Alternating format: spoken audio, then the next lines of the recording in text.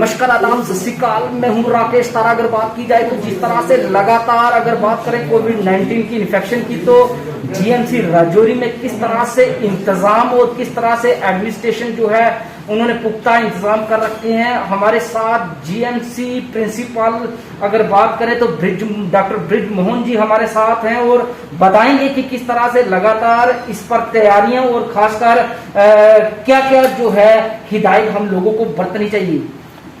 ये जो कोविड-2 की लहर है, ऊपर वाले की कृपा से अब बहुत कम होना शुरू हुआ है। मैंने वो दौर भी देखा है यहाँ पे कि हमारे पास कोरोना के 130 पेशेंट थे।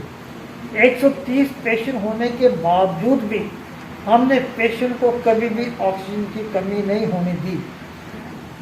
बाकायदा यानी कि आज की डेट में हमारे पास 70 पेशेंट दाखिल हैं कोरोना वार्ड में। तो हमारे पास इतने सफिशेंट ऑक्सीजन सिलेंडर हैं, मेडिसिन हमारे पास अवेलेबल है for the treatment of the corona patients. Patient को हम किसी भी चीज़ की कमी नहीं होने दे रही। जी, अगर बात की जाए तो जिस तरह से पहली वेव गई, दूसरी गई और कहीं ना कहीं जो है बच्चे जो है इसमें थोड़े लुप्त नजर आ रहे हैं और खासकर जिस तरह से 1 साल 8 महीने का बच्चा जिस तरह से आपके पास आया और आपने पूरी इन्वेस्टिगेशन की, पूरा उस पर जो है एक्सरे वगैरह करके ये पाया कि उसका जो ऑर्गन्स हैं वो आगे पीछे हैं, तो इस पर क्या किया आपने? देखो, कंजेनिटल एनोमली जब पेशेंट आता है, पेशेंट के फेस पे तो हम पढ़ नहीं सकते हैं कि इसको ये कंजेनिटल एनोमली है। जब हमने देखा यानी पहले 2 दिन तो पेशेंट को इम्प्रूवमेंट हुई, पर उसके बाद हमने देखा यानी कि पेशेंट यानी कि इतना एक्टिव नहीं है। Patient as per the age, patient की हाइट कम थी, पेशेंट की एक्टिविटी कम थी। जो पेशेंट इस एज में होते हैं उसके भागते हैं, दौड़ते हैं, और जो कि उसमें बहुत कम था। लगता है ऐसा था कि इसको कंजेनिटल कोई सिंड्रोम है या कोई कंजेनिटल इसको प्रॉब्लम है, जिसके कारण हमने उसको जम्मू रेफर किया फर्दर इन्वेस्टिगेशन के लिए। बाकी कोरोना की थर्ड लाइन के लिए हमने वी आर मेंटली प्रिपेयर, हमने उनके लिए 15 बेड क्रिएट किए हैं, सेपरेट वार्ड उनके लिए रखी हुई है और बच्चों के डॉक्टरों को हिदायत दी गई है कि अगर ऐसी कोई नौबत आती है आपको हमारा साथ देना है ताकि हम पेशेंट को अच्छी तरह से मैनेज कर सकें। और पब्लिक को हम यही हिदायत देते हैं कि बच्चों को जैसे कोई प्रॉब्लम हो इमीडिएटली डॉक्टर को रिपोर्ट करो, डॉक्टर से इन्वेस्टिगेशन कराओ। ऐसे नहीं कि जैसे कोरोना की सेकंड वेव में पिछले कुछ दिनों में पेशेंट जब हमारे पास आते थे वो बहुत लेट आते थे, जिससे हमारे लिए बहुत मुश्किल होता था कि उनको ट्रीट करना।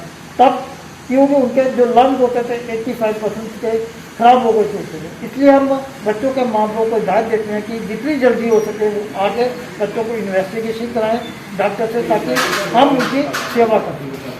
डॉक्टर साहब, अगर बात की जाए तो जिस तरह से लगातार जो है बच्चों के लिए आइसोलेशन वार्ड तैयार की गई हैं और बेड्स तैयार किए गए हैं, और किस प्रकार की जो है सुविधाएं प्रदान करने में सक्षम जीएमसी राजौरी? तो इस समय हमारे पास जो बच्चों को ट्रीटमेंट है हम उसको एक्सरे वगैरह करा सकते हैं, मेडिसिन सारी दे सकते हैं, बच्चों के डॉक्टर हमारे पास अवेलेबल हैं। बट कुछ चीज़ें ऐसी हैं जो कि हमारे पास अभी नहीं है, जैसे कि बच्चों के लिए वेंटिलेटर। उसके लिए एक वेंटिलेटर है, बट वो एक वेंटिलेटर से हम पूरे बच्चों की सेवा नहीं कर सकते हैं। इसलिए जम्मू में डायरेक्टर हेल्थ सर्विसेज को और JKM के डायरेक्टर को हमने बताया है कि हमें इमरजेंसी में ये सुविधाएं अवेलेबल करवा सकें ताकि हम थर्ड वेव के लिए तैयार हो सकें। डॉक्टर ब्रिज मोहन जी अगर बात की जाए तो जिस तरह से लगातार ऑक्सीजन की बात करें तो प्लांट भी यहाँ पे है और 70-80 बेड जो है वो डायरेक्ट जो है प्लांट से ऑक्सीजन ले रहे हैं। और खासकर अगर बात करें तो इस समय जो है पॉजिटिव केसों की गति भी जो है कम हुई है, और कहीं ना कहीं सोशल मीडिया में कुछ लोग जो है हॉस्पिटल के बारे में बोलते हैं कि ऑक्सीजन प्रॉपर नहीं है, लोगों को पैनिक करते हैं। तो ऐसा क्या जो है आपकी तरफ से कदम उठाया जाएगा? देखो, उसके लिए मैंने खुद कोरोना वार्ड के 4-5 बार मैंने ढूंढ लिया है, तो खुद मैंने देखा है कि पेशेंट के पास ऑक्सीजन सिलेंडर भी होते हैं, हाई फ्लो ऑक्सीजन भी है, ऑक्सीजन कंसंट्रेटर भी है। जिस पेशेंट ने ये मीडिया में बताया उसको मैंने खुद उसके साथ इंटरेक्शन की थी। उस समय उसके पास 2 बड़े सिलेंडर थे, ऑक्सीजन कंसंट्रेटर थी। उन्होंने खाली मेरे को एक ही कंप्लेंट की थी कि यहाँ पे जो सिलेंडर नीचे से ऊपर लाते हैं, जो पिलर्स हैं जो पैरापेट के, वो थोड़े डैमेज हो रहे हैं, उसका थोड़ा ख्याल रखा जाए। तो मैंने स्टैंडिंग इंस्ट्रक्शन दे के बताया था कि वार्ड नंबर 1 के बीच में, 2, 4 के बीच में ऐसी जगह आइडेंटिफाई की जाए जहाँ पे हम मिनिमम 25 सिलेंडर वहाँ पे स्टोर कर सके, 25 एक फ्लोर पे, 25 दूसरे फ्लोर में, ताकि पेशेंट को सुविधा हो कि वहाँ से सिलेंडर लेने की। ये नहीं है कि नीचे से ऊपर ले जाने के लिए, ताकि गवर्नमेंट की बिल्डिंग को हम बचा सकें। डॉक्टर साहब, अगर बात की जाए तो जिस तरह से अडल्ट और बड़ों की बात करें तो उन्हें पता चल जाता है कि कहीं ना कहीं जिस तरह से लगातार अगर कोई इन्फेक्शन होती है तो उन्हें स्मेल से भी पता चल जाता है कि है या नहीं। तो बच्चों में कहीं ना कहीं इस इन्फेक्शन का पता लगना थोड़ा सा टाइम लग जाता है, इस पर क्या कहेंगे? उसके लिए तो कोविड टेस्ट है, उसके बाद यहाँ एक्सरे टेस्ट करवा सकते हैं, देख सकते हैं कि उसकी टेस्ट ज़्यादा इन्वॉल्व तो नहीं है।